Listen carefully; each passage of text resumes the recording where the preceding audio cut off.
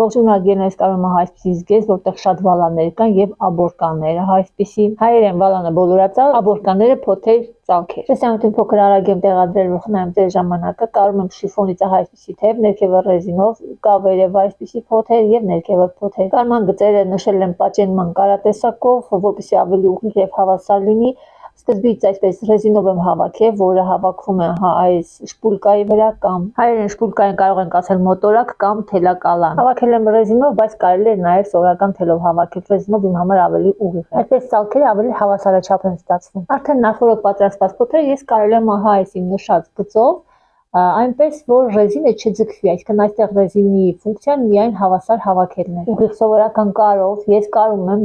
փոթերը առանց ձգելու, այնպես որ իմ այս կարը ընկնի նախորդ կարից 1-2 մմ վերև, որ ռեզինը չվնասեմ, չկարեմ եւ հեշտությամբ կարողանամ հետագայում հանել։ Ռեզինի ֆունկցիան ելի նորից ասեմ, այստեղ իմ համար հավասար հավաքելն էր այս փոթերի, որը մենք կարող ենք հավաքել ուղղակի սովորական թելով, երկու թել կարող ենք հավաքել եւ այսպես մեր ձեռքով զբորկան անենք այդ ծալքերը առաջանալ, բայց ռեզինը այն անում է ավելի հավասարաչափ։ Որերը հավասարացնելուց կարելուց հետո ես արդեն մաքրում եմ ավելորդ թելերից, հանում եմ ռեզինի թելը, հանում եմ պատճենման թելերը, որի դեպ հատուկ ուրիշ գույնով է արել, որ լավ տեսնել։ Այս աշխատանքը ես կատարում եմ նախորոք, մինչև թևը կկարեի հագուստի։